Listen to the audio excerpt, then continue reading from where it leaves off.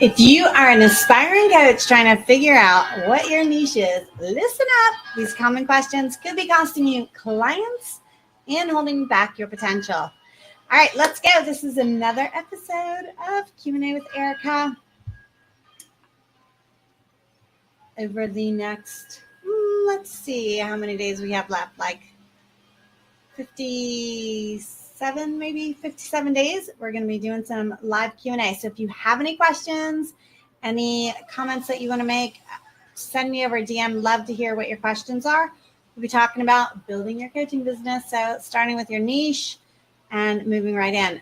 I'm a huge believer of creating it with your personal brand. So we talk a lot about your personal brand content and clarity. All right, let's dive in. So if you have not yet figured out your niche, that's obviously step number one.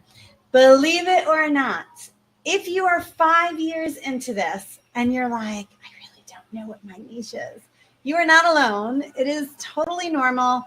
A lot of people spin around because they kind of flirt from one to the next and never really settle in on one thing. So let's get you settled in. That is the biggest step towards clarity. And I will be honest with you, just pick something and move forward. Pick it and move. You can always change it later. But until you start getting your voice out there, until you really start talking about whatever it is that you're going to talk about, it's hard to figure out what it is that you want to talk about. You might have it in your head. You might think you're clear. But the more you actually get out there and do it, put yourself out there, the clarity will come. So put yourself out there. What does that mean? Do you have to do video with your face? You don't have to do anything.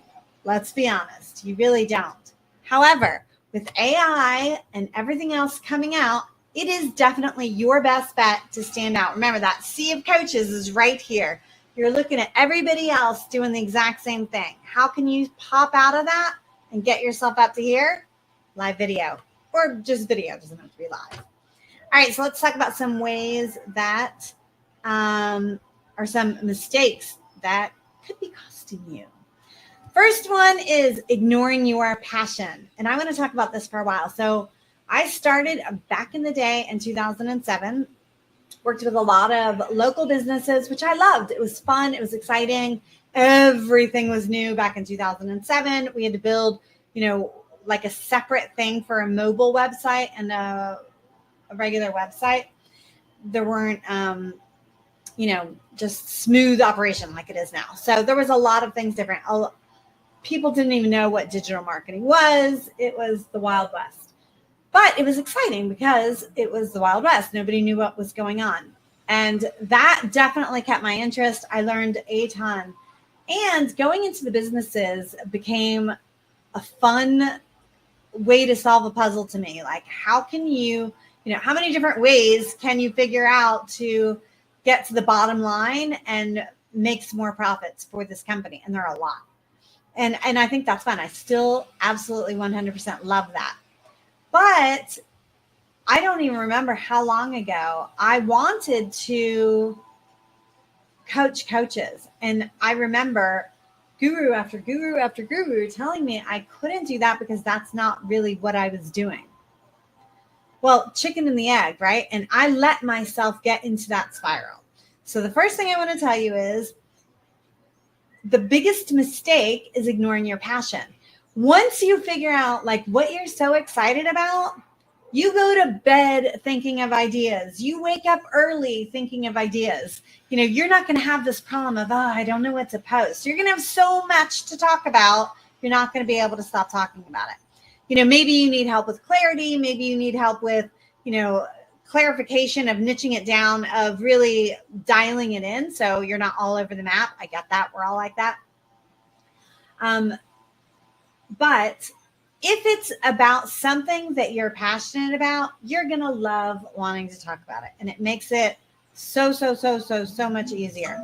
So when I really decided that I wanted to build my brand, which was just now, I decided that I really needed to do it about coaches because that's me. That's who I think is fun. So I'm all about building it in your passion, and I think you should too.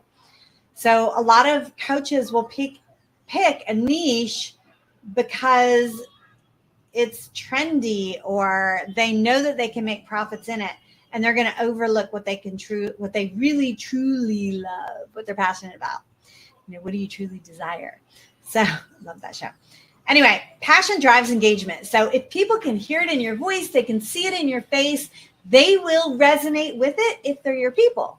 If they're not your people, they're not going to resonate with it no matter what you do or how you say it. So do it in your passion. Do it in your passion. I am loving talking to coaches because I get them and they get me. I'm very distracted. We say squirrel, multi. Everybody's like, oh, I have so many interests. Well, that's just being an entrepreneur in general. And I think coaches are just entrepreneurs. And so it's very fun to me to be in that niche. All right. The second mistake that I see a lot of people making is overgeneralizing. So a broad niche might seem safer. You might want to go for health and wellness, right? I totally get that. The more you can niche down, the more you can really speak to a particular audience, the more you can resonate with the stories that you tell, the things you talk about. You don't necessarily have to call them out, right? You don't. But the things that you say, the stories you tell, the references that you make, they're going to get it. Others just won't. And I think I talked about this the other day, but your vocabulary, some of the things that you say, if I reference things from back in my day, a lot of millennials might not even understand what it is that I'm talking about. So if I talk about, things that were like totally X-gen, like, basically raising ourselves, that type of thing. Everybody else that was the X generation, they get it. They got that, right? We are very independent people and just like being that way. That's just who we are. So you can, without calling out who your people are, the way that you speak and the things that you say can do it. If you are overgeneralizing, you're not able to pinpoint them. You're not able to get in their head and in their world.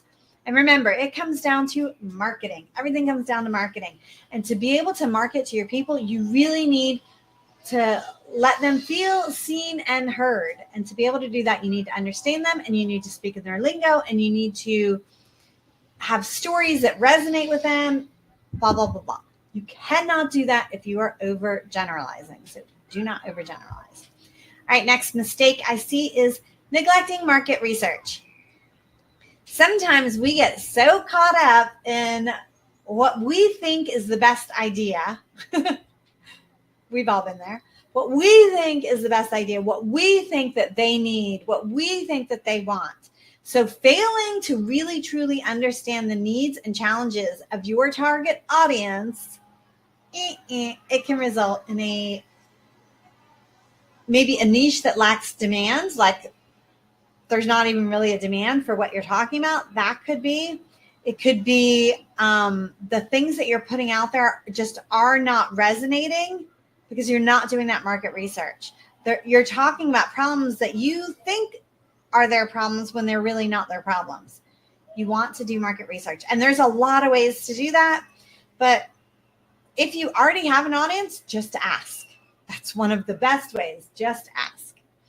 Another way is to get into other groups or other people's audiences.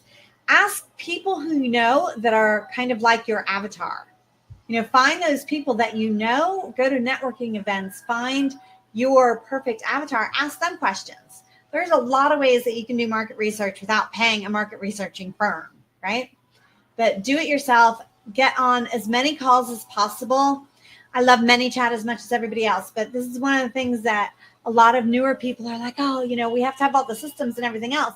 Well, don't systematize yourself right out of it, because especially at the beginning, especially even if you're 5 years in, if you don't have your systems and your whole flow the way that you want it working, like a fine tooth comb. If you don't have all of that in place yet, and you don't know exactly, what you need to do to get this much into your business, if you don't have any of that yet, you still need to be speaking to the people. And I'll be honest with you, even once you're there, you really should still be speaking to your people. Your audience can grow with you and change over time. And if you're stuck way back here, you're going to start losing your audience. So neglecting market research is an enormous problem that people have even 10 years in. You still need to be doing that market research. All right, next problem, forgetting about competitors. All right, so you want to see what they're doing. See what they're doing. You might look at what they're doing and find gaps in what they're doing, and that can be like the woo, woo, woo for you, right? If it's a saturated market, again, look at all the competitors in your field. If you're looking around at that sea of sameness, how are you going to get to here? First thing I'm going to tell you is when you are really looking and doing a deep dive into your market, and now you're checking out your competitors, I want you to, number one, don't look at them like competitors. Look at them like your future collaborators, right? The people that you're going to hang out with once you get there. However you want to look at it to make you smile about it, do it. But what is it that they're really doing, right? A lot of times when we're down here, we see what we want to see, and what we want to see is a lot of competition. But the reality is it's really small at the top, but it's still pretty small here too. And you only need to get to here if you're looking at, 6 and 7 figure business. So don't think that it's this enormous thing, and don't think, oh, I have to be Gary Vee or Alex Hormozi or Amy Porterfield to make it. You don't. You totally do not. You don't need to be anywhere close to that to get to where you want to go. So see what they're doing. See what they're doing really, really well that you might want to borrow. Check out their videos. Are they doing thumbnails that are really resonating with your audience? Are their titles really resonating? Then look at what's not resonating. Look at what's missing. What's one doing that another one isn't doing? And that goes right back to your market research, right? Competitors are doing their market research too, and they have a lot more time in the game, a lot more skin in the game, a lot more money in the game, something, right? They probably have a lot more something that's making you think competitors. So look and see what you're up against, but don't think of it as, oh God, I can never do this type. No, you've got this.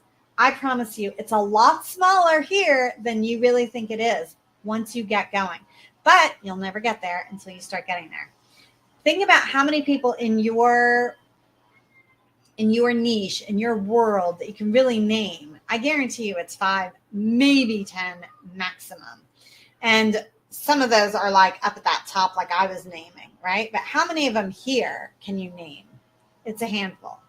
So there's a lot of room, a lot of room left for you. I promise you. So figure out what you're up against, how you can differentiate yourself. If you start differentiating yourself now, right, then you're going to be able to collaborate with those people better later anyway.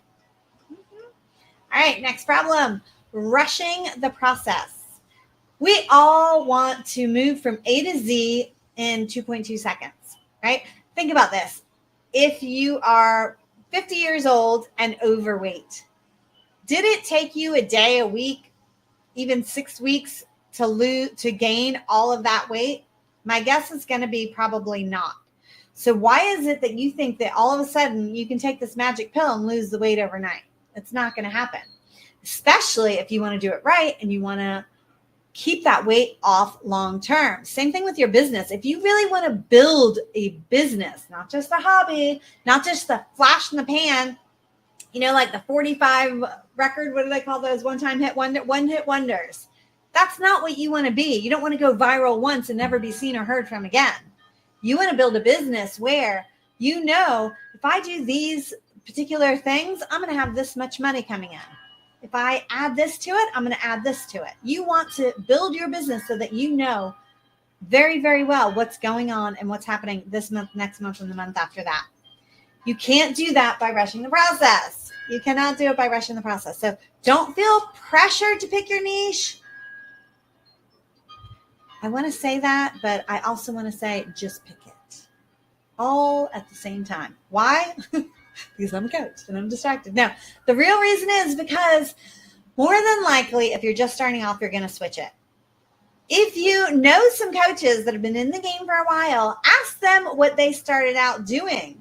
You know, I just told you I start off with local businesses. I still do local businesses. I still think it's fun, but it's not my main focus. So ask around, what did they start off doing? You know, what was Tony Robbins? He did like getting rid of people's fears and like addiction, or like people who were afraid of snakes. He made stuff like that go away. And that's totally not what he's doing now, right? So you will switch over time. And think about it like this. If you are not growing, you're dying. We are all about getting 1% better daily, right? So if you're getting 1% better daily, that means you're still not the same person you were yesterday. We hope you're not the same person you were a year ago. So you're allowed to move. You're allowed to pivot. You're allowed to change. And if you need anything else, think of this. Until you have a big audience, you don't, which means nobody sees what you're doing anyway. So don't stress yourself out. Don't stress yourself out about what you're not doing great. All right. So don't rush the process. If your goal is to build a business, it takes time. On the internet, people make it seem like it's an overnight success, but I promise you, it takes time and effort. And you see all those sales pages that promise, you know, the moon. It takes time. All right. Last one I'm going to talk about, and then we're done. Not adapting. So let's talk about Blockbuster. Is it Blockbusters? Blockbuster, whatever. You know what I'm talking about, right? They were the non-adapters. They had the market. They had the entire market. And they just didn't want to see it coming.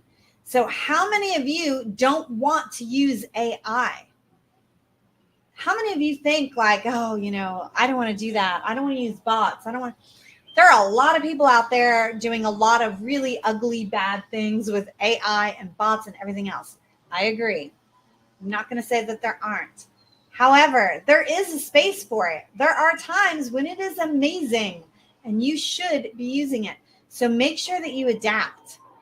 What about your niche? Are there things in your niche that you need to adapt to? So I talk a lot about strategy. I talk a lot about foundations of your business. The reality is marketing is as old as, I don't know, like real 1800s old. So a lot of the key strategies and concepts are core strategies and concepts that haven't really changed over time. What changes? The tactics. So do you need to adapt? Yes. It doesn't matter what you're doing or where you're at. You still need to adapt. Maybe it's in the explanations. Maybe it's in the environment or what's going on around you. You have to take all of that into consideration and adapt. Whatever it is that you're doing, be open to change, willing to pivot. Listen to your audience. Again, audience feedback is your number one thing. I mean, if you don't have an audience, then I get it, but start building your audience right now, because eventually that is going to be where you want to get most of your feedback from, because they will be the ones that'll tell you. All right, do not make these mistakes that we just went over. If you have any questions, comments about them, let me know. And if you are ready to finally refine, conquer, narrow it down, and attract your ideal clients, drop niche if you want my Holiday Niche Clarity Worksheet. Love to give it to you. You're going to gain some insights and strategies tailored just for you, so we can ensure that your coaching journey starts or continues, for those of you, you know who I'm talking about, on the right foot. If you feel like your business is still not where it's at, could this be the reason? If you want to chat about it, let me know. All right. I will see you on the next Q&A. I want to say tomorrow. Ciao, ciao.